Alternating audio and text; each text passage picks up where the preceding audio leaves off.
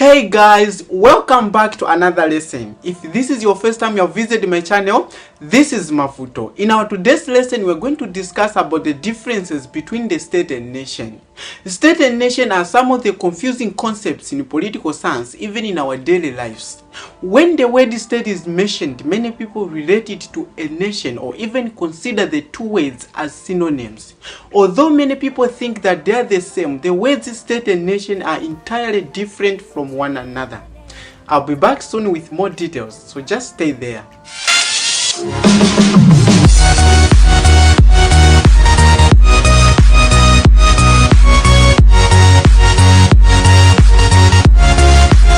So let's get started. In common usage, the terms state and nation are often used as synonyms.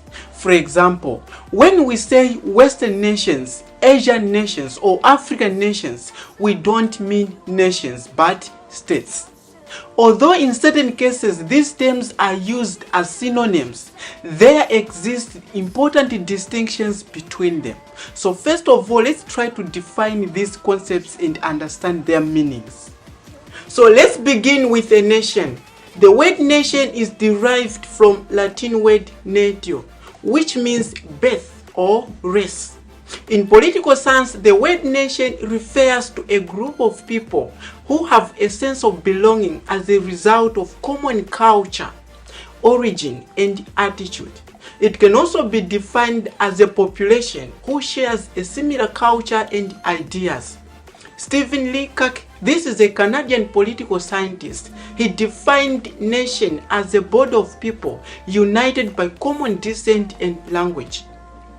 A nation is formed as a result of common race, religion, language, history, territory, culture, and political aspirations. These elements are not essential and are ever changing. I'm sure by now we have understood the actual meaning of the word nation. Let's try to understand the meaning of the word state as well. State can be defined as a community of people permanently occupying a definite portion of territory, independent of external control and possessing an internal government. A state is comprised of four basic elements, namely population, territory, government, and sovereignty. If one element is absent, it disqualifies that area from being called a state. Just from these definitions given, we can be able to differentiate these two concepts. However, we must look at some more differences between state and nation.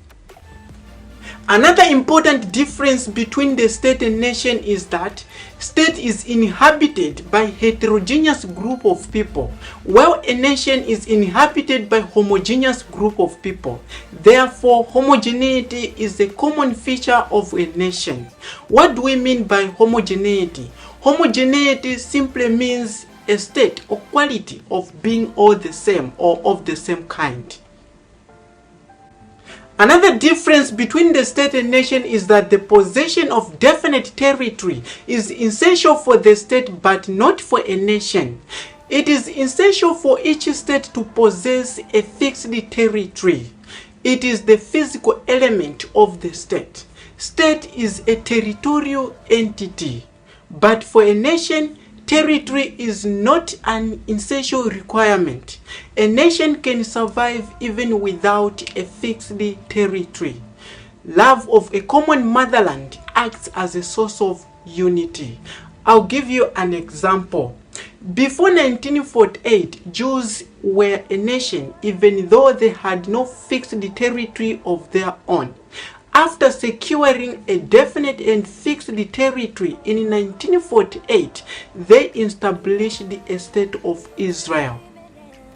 Another important difference between the state and nation is that the state uses police force or police power for preserving its unity and integrity, while a nation is bound by strong cultural and historical links.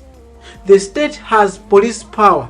Those who dare to disobey it are punished by the state. But a nation does not have police force or police power. It is backed by strong moral, emotional, and spiritual power. A nation survives on the power of the sense of unity of the people. Sovereignty is essential for the state, but not for a nation. Sovereignty is an essential element of the state. It is regarded as the soul of the state because in the absence of sovereignty, the state loses its existence.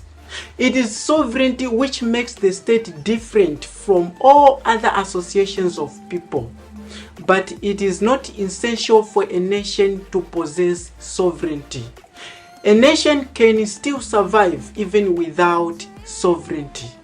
The basic requirement of a nation is a strong bonds of emotional unity among its people, which is developed due to several common cultural social elements.